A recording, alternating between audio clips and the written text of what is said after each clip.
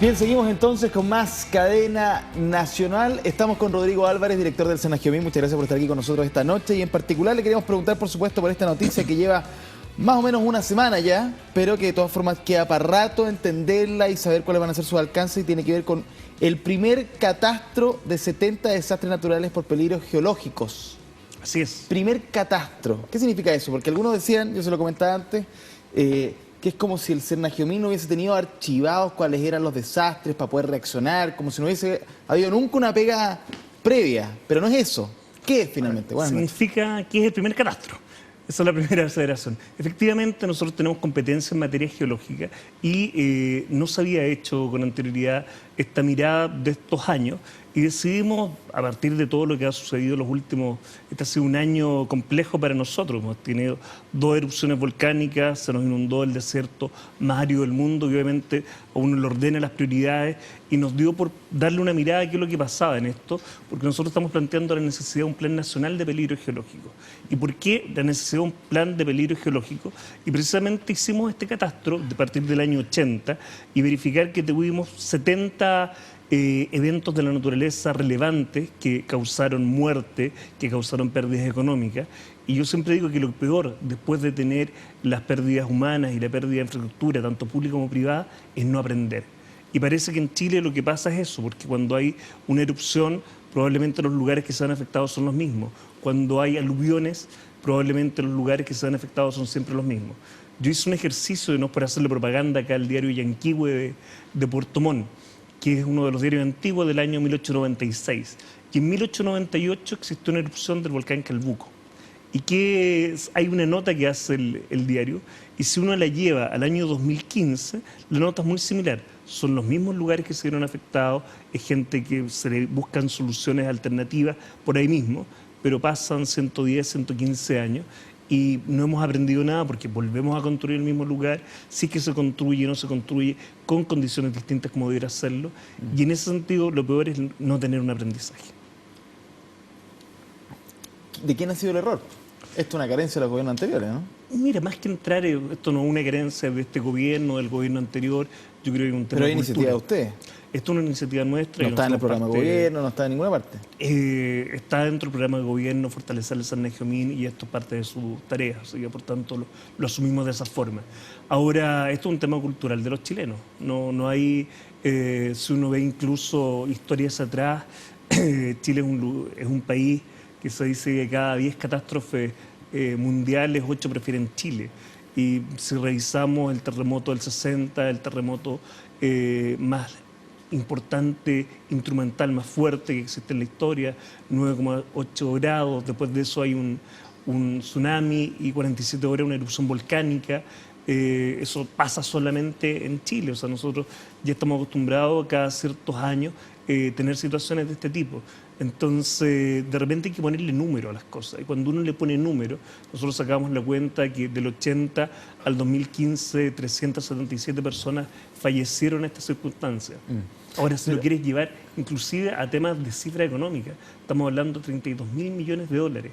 Y para que la gente lo pueda entender, dimensionar, cuando uno habla del hospital de Maipú, estamos hablando que entre el 80 y el 2015 se podrían haber construido 8 hospitales de Maipú.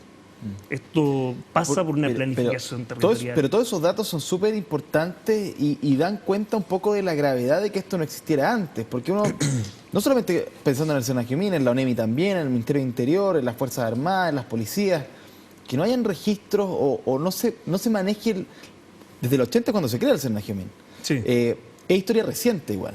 Sí, entonces uno dice, bueno, ¿cómo no había? Porque uno escucha al político, no, esta es la aluvión más importante en las últimas décadas. Bueno, puede que no. No lo sabemos. Después salió un exdirector de la ONEMI diciendo, no, si esto pasó en el 98 también. Entonces, no, o sea, a ver, yo creo que más que ver de quién es la responsabilidad, yo creo que a esta altura es importante hacerse cargo. ¿Cuál es la mirada a futuro? Nosotros, ¿qué es lo que hicimos? Tuve un ejemplo con los volcanes. Nosotros tenemos un avance en política pública que vale la pena destacar.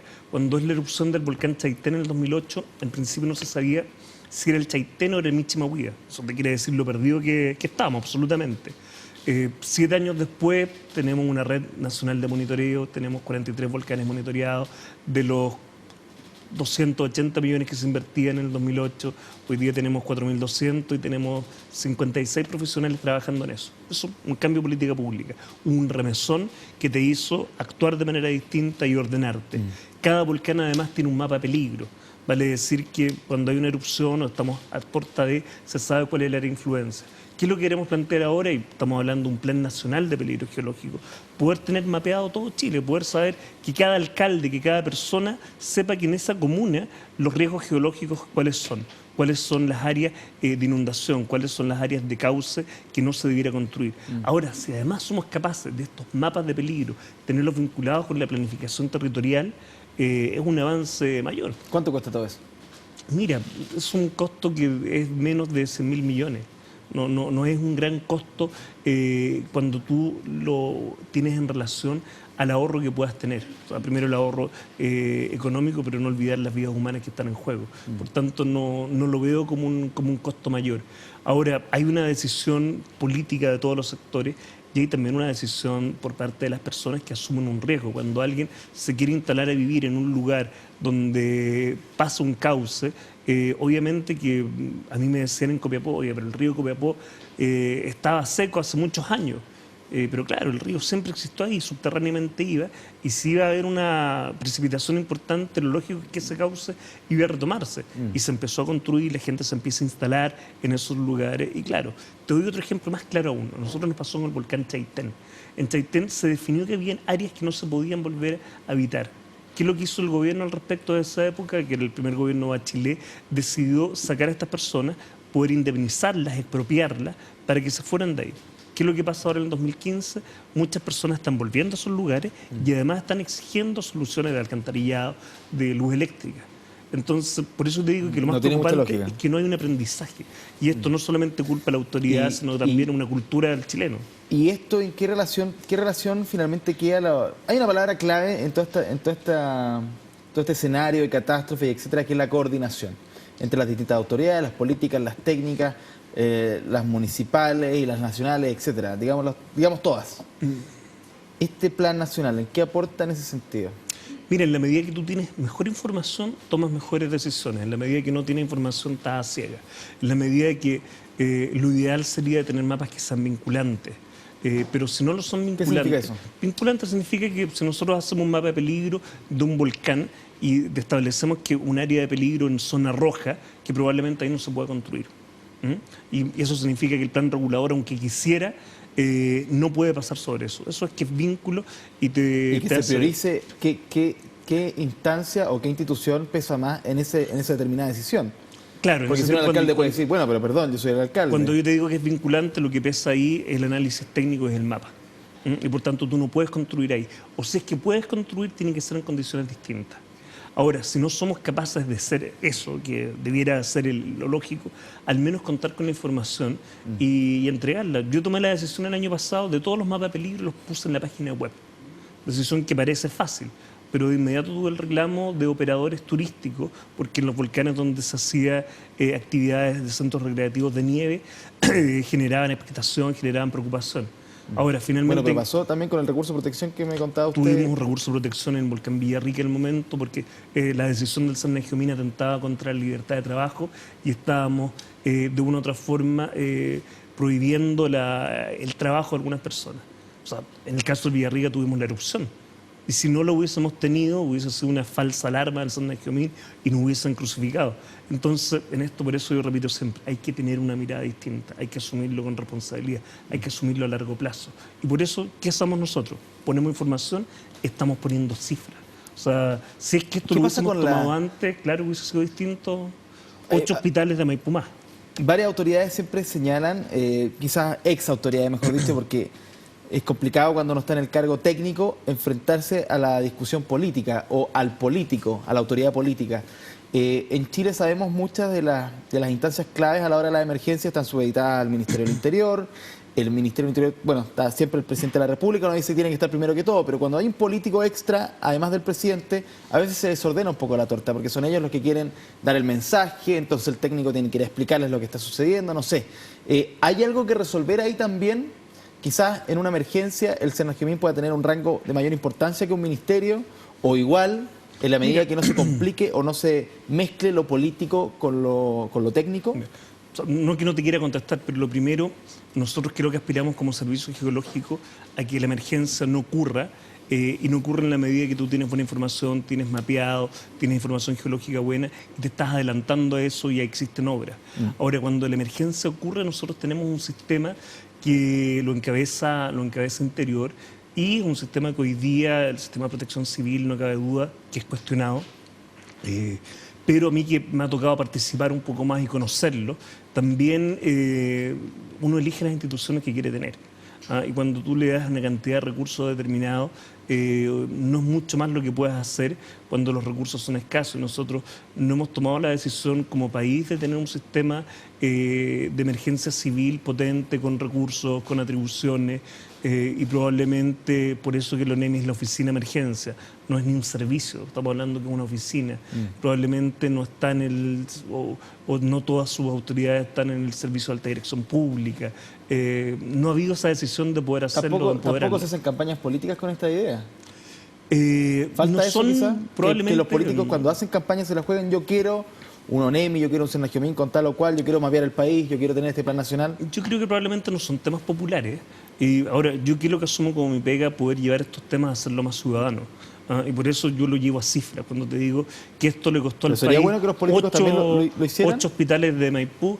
O sea, a mí me encantaría que pudiera ser así. Yo voy a tratar de poder tener reuniones con los partidos políticos, explicarles la necesidad de un plan nacional de geología, y los partidos no tienen por qué estar cerrados en esto. A veces también falta, por parte de las autoridades técnicas, dar a conocer un poco más información. Este mismo ranking de volcanes que nosotros hacemos, o lo mismo que estamos haciendo hoy día, entregar esta información no se había hecho antes y se pudo haber hecho. O sea, también falta de nosotros, del mundo técnico, científico, a veces ser un poquito más proactivo. Perfecto. Rodrigo Álvarez, director de Senajomín, muchas gracias por estar con nosotros aquí en Cadena Nacional. Le queremos hacer entrega de este regalo a Isabel Allende, el amante japonés. Perfecto, muchas gentileza gracias. de Penguin Random House. ¿Qué año le tocó ser directora? Los 2 años más complejos, pero el 2015 obviamente que ha sido un largo año. Pero vamos a aprender esta vez. Aprendemos. Esperemos que así sea. Muchas gracias por venir. Vamos a un pequeño consejo con nuestros avisadores y volvemos con un tema bien interesante, que tiene que ver con el desarrollo de las ciudades que no son solamente Santiago. ¿Ha sido justo el Estado de Chile a lo largo del tiempo con esas ciudades? Lo vamos a contestar un ratito más, no se lo pierdan.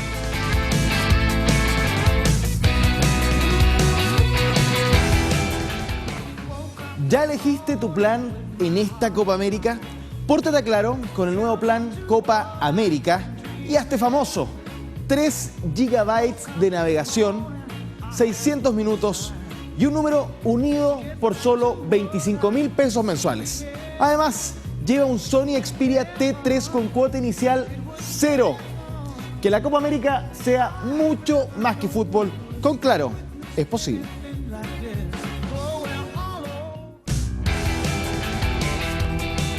Bien, seguimos con más Cadena Nacional. ¿Cuántas veces en este mismo programa hemos escuchado a los políticos, las autoridades decir hay que descentralizar Chile?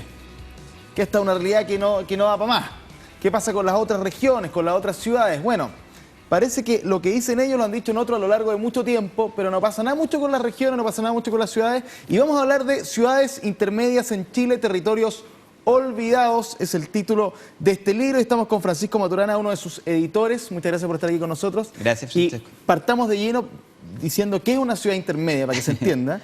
Pero lo que yo decía un poco para la broma, pero parece que es bien cierto, ¿no? Que han estado un poquito olvidadas, y no solamente eso, sino que se dice mucho con las regiones, se hace mucha campaña, mucho titular, pero no pasa nada, ¿no? Sí, bueno, gracias, Francesco. Mira, básicamente una ciudad intermedia, como para simplificarlo, son las capitales regionales del país, más otro tipo de ciudades que presenta alguna dinámica económica importante, y que eso se traduce en términos de empleo y en crecimiento, ¿cierto?, de su parque edificado. Nosotros creemos un poco que ha sido estos espacios olvidados en cierta medida, ya sea por la comunidad científica, que tiende a concentrar la mayoría de los estudios en Santiago.